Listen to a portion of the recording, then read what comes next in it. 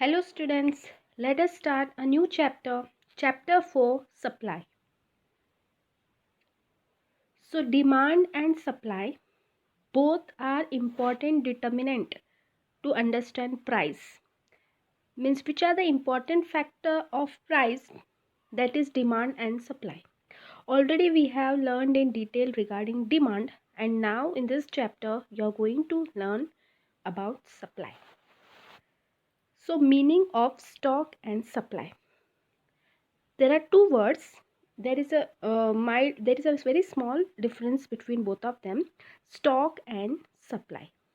So what is stock and what is supply? Before that, what is production? Production is a quantity of goods created by available factors of production during a fixed period of time. Production means in a factory, with the help of the factors of production like land, labor, capital and entrepreneur, we are producing goods in factory. That goods are that quantity of goods is known as production. Afterwards, what is supply? That from that production, all the goods are not sent in the market. Some portion of the goods which are in demand, how much there is a demand in the market, that much goods are supplied, and that is that quantity of the goods which are sent to the market to sell, it is known as supply. Then what is stock? Stock means out of production certain goods we have sold in the market, that is a supply, and remaining thing is stock. Stock is a total available amount of goods with the producer, and these goods are kept in a godown so that afterwards there will be a supply of this stock whichever is available in the godown. Now understand with the help of example. A trader of oil in Rajkot, he is having 500 packets of oil.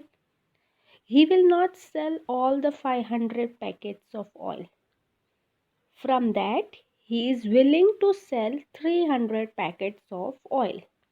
Means 300 packet of oil is supply. How much is remaining? 200. 500 minus 300, 200. So that 200 is known as stock. So this was a difference between stock and supply. Now we are going to see more deeply what is the meaning of supply. In meaning of supply, first of all you have to understand willingness to sell. If you are having goods but you don't want to sell, then that goods cannot be considered as supply. So the entire amount of good available with trader or producer, it is not supply. From that available goods, certain portion only he will sell in the market. Means he should have willingness to sell that goods at the market. He should have willingness to sell. And so first factor for supply is willingness to sell. Next, ability to sell. Ability means, for example, in a godown that is in stock, you are having 1000 units of goods. So you cannot sell 1200, not possible. So you should have ability to sell also. For example, if a trader of oil, he desires that he wanted to sell 1000 packets of oil and he is having only 500 packets. So what is his ability? His ability is only to sell 500 packets, not 1000 packets. So the first one is willingness to sell. Second one is ability to sell. Besides the ability to sell, the seller should have a willingness for a given price. Now for example, in a market rate, if it is 100 per unit, rupees 100 per unit, but the trader wanted to sell at 150, so again he is not having a willingness to sell. So these are the certain things. Now we will see the difference between stock and supply. Generally, stock and supply are used synonymously, but technically these two words are different. What is stock? It is the amount of goods in the godown. Now from that stock, the trader wanted to sell that goods at a given price. When the trader is not able to sell the entire available goods at a given price, at the same time the supply cannot be same as stock. When the trader is not able and willing, he is not interested to sell because he wanted profit, and in market the price of the goods is less, so he is not interested to sell that goods, then it cannot be supply. Now if there is a stock of 500 packets and the trader wanted to sell 300 packets, then how much will be the supply? 300 packet. Means from availability of the stock only he can be able to sell.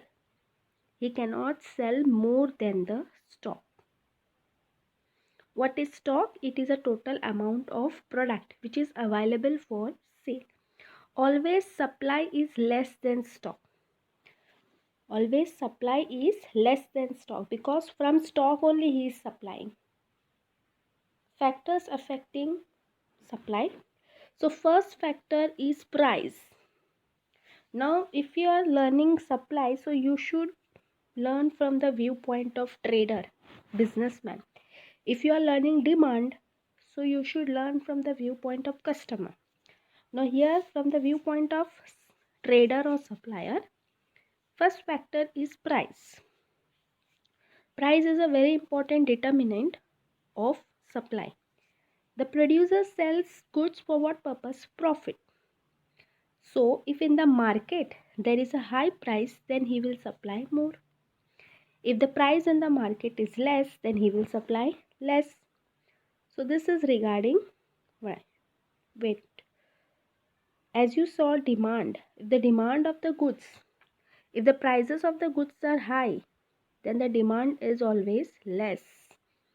But in case of supply, what happens? If the price rises in the market, every man wanted to obtain profit.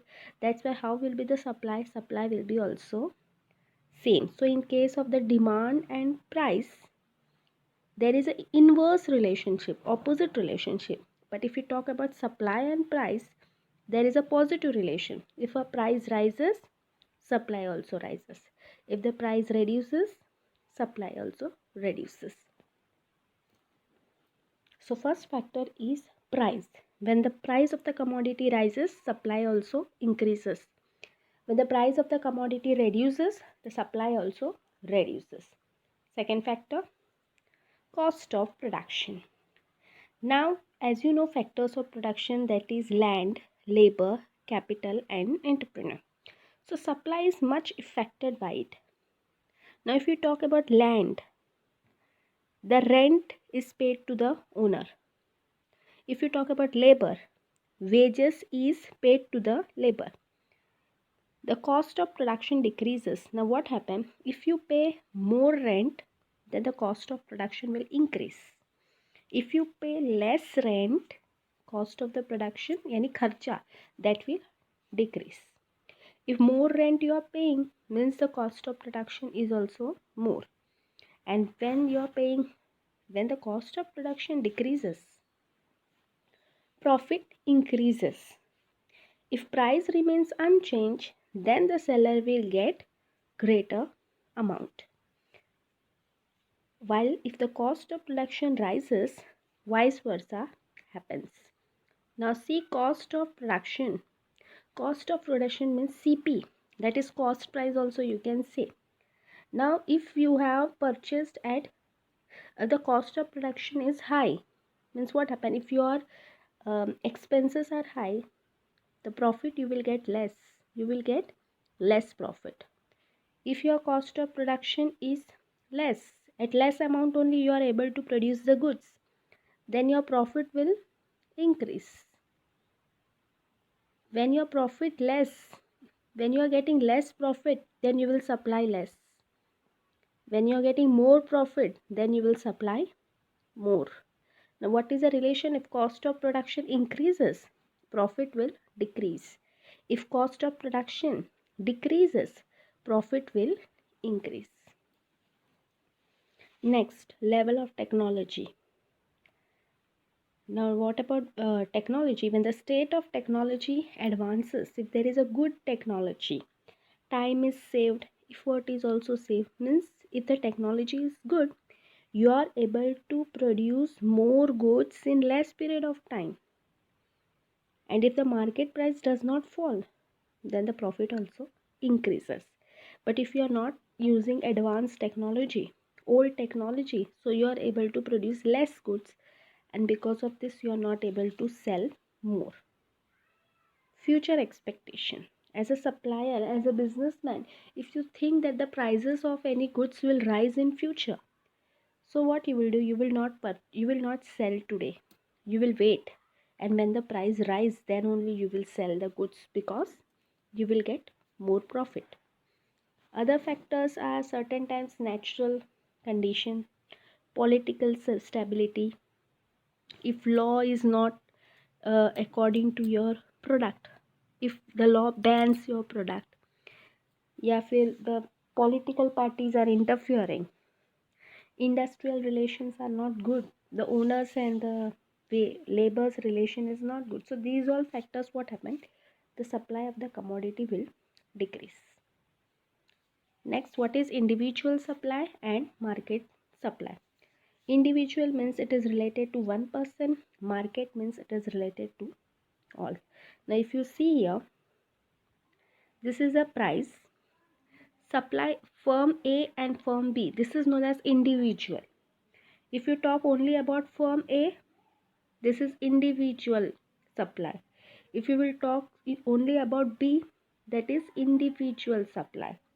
But if you talk about combine, that is A plus B, that is market supply. So here, the above schedule you can see. Now what happened? Here the prices are increasing. Prices of the goods are increasing. So definitely supply will also increase. See, when the price was 10, supply was 80. Price increased to 20, supply increased to 180. Price increased to 30, supply increased to 240. Price increased to 40, supply increased to 300. Price increased to 50, supply increased to 400. This means when the price rises, supply also rises. Why? Because they will get more profit. That's why the supply rises. Now you can see the curve, same thing is shown over here. The same data is being shown over here. The prices is measured here in y axis. This is price and this is supply. It is measured on x axis. So first, whenever you are explaining the diagram, you should show that supply is measured on the x axis, price is measured on the y axis. Now when the goods were 10, this point is find out. When the price is 20, then supply is like this. So in this way the diagram is being drawn, and when we join these points you get one curve. And how is this curve? This curve is in increasing stage, that is this curve is positive. This curve is positive in stage. So this was regarding only firm A. Next it is regarding firm B, and we are adding, if both the things are added, then it is market supply. So this much only.